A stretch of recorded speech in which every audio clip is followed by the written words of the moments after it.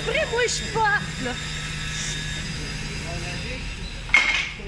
Bon, on va faire le tenon. Pas de tenon?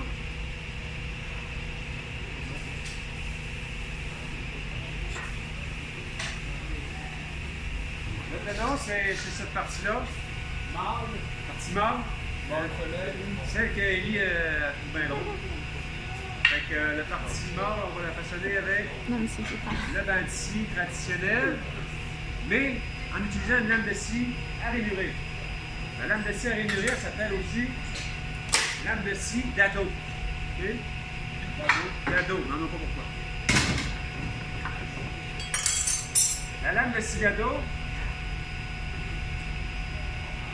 elle se trouve être dans ce petit meuble-là, qui est habituellement situé en avant du banc de scie Delta qui est tout là-bas.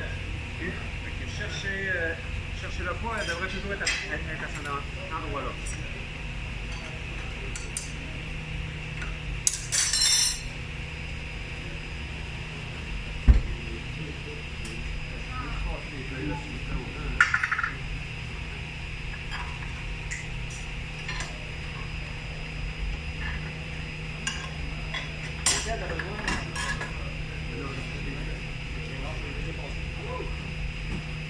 Habituellement, une lame de scie, ça a 1/8 de pouce de lard. La dent, elle a 1/8 de pouce de lard. Vous êtes d'accord? Là, une lame de scie à rainurer, c'est possible d'élargir la largeur de la lame, allant peut-être jusqu'à 3/4 de pouce. Si pas rapidement, là, 3/4 de pouce.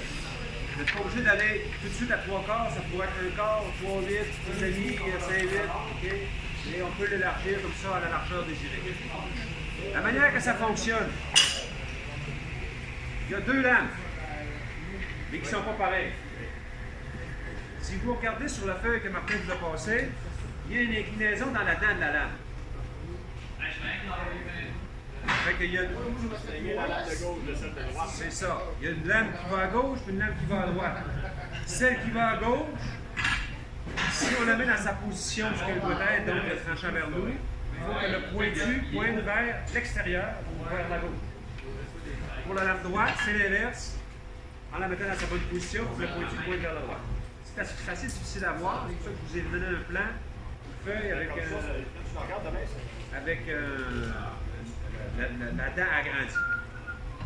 Et on a au centre des cales, hein, c'est ces gros morceaux-là, qui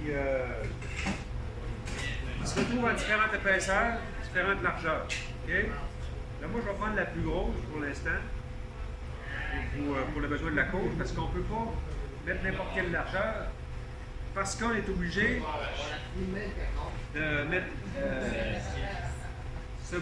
cet écrou-là sur la tige filetée. Et on doit mettre également la rondelle de métal. Avec ces deux éléments-là, hein, ça nous fait perdre une partie de la longueur de la tige filetée pour pouvoir utiliser la lame à rainure. Okay? Fait que le mode de fonctionnement, je vous le montre rapidement ici, à plat sur la table. On met une lame à sa place, on met la cale. La cale, elle a également une dent, donc c'est important de la mettre dans le bon sens, il faut que la dent coupe vers nous. Quand on va positionner la cale, il faut s'assurer que les dents ne se chevauchent pas, ne se touchent pas, qu'ils soient intercalés. Donc la dent de la cale, il faut qu'elle se retrouve entre deux dents de chaque lame. Et puis on met l'autre lame par-dessus.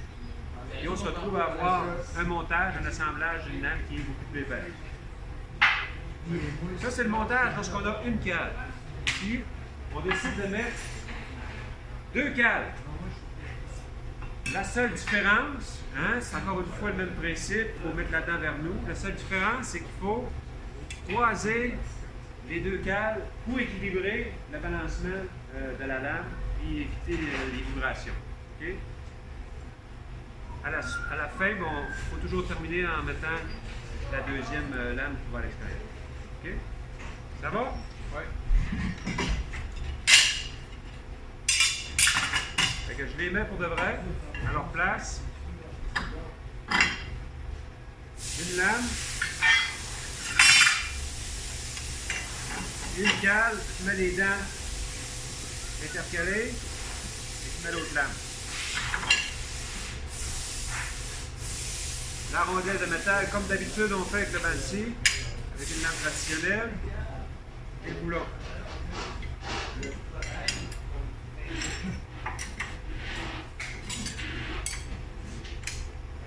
Et puis on serre. On est prêt. Il nous reste une dernière chose, c'est la plaque qu'on doit changer. L'ouverture qu'on a ici dans la plaque n'est pas assez large, puis on ne veut pas l'endommager. On ne veut pas endommager notre lame, c'est quand même une plaque en métal. Ça fait qu'on doit se fabriquer une plaque. On ne demande pas de la fabriquer, on en a déjà plein. Okay? On doit se fabriquer une plaque en bois qui va nous permettre d'avoir la bonne largeur d'ouverture qui correspond avec notre lame. Les plaques, il n'y en a pas une de pareille, okay? Parce qu'on n'a pas un bâtiment pareil. Comme là, ici, les plaques que vous retrouverez dans le petit meuble et dans le ici, ça va être okay? La plaque, elle a 4 petites vis en dessous pour pouvoir ajuster l'affleurement de la plaque avec la table. Et également, une tige de métal au bout pour éviter le soulèvement de la...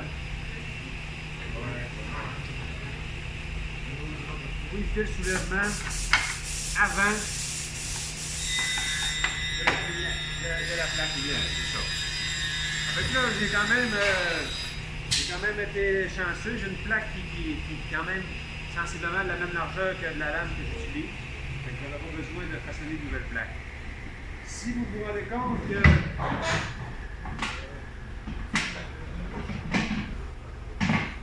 vous avez des plaques juste avec une petite ouverture et vous ne trouvez pas une plaque de la bonne largeur, vous devrez la façonner, la largeur de la plaque.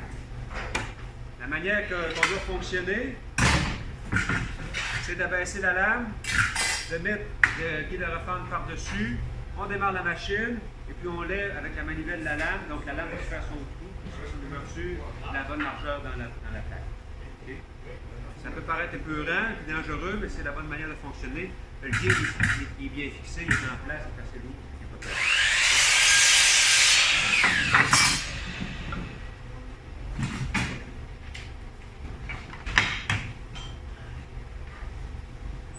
Dernière chose, avec la lame de scie rainurée, c'est une lame de scie comme toutes les autres. Je veux dire qu'il faut faire les mêmes étapes d'équerrage comme toutes les autres. Ça veut dire que c'est important de venir vérifier notre équerrage avec la lame sortie au maximum avant de commencer à travailler. Ça va? Oui. On va arrêter et redémarrer, s'il vous plaît.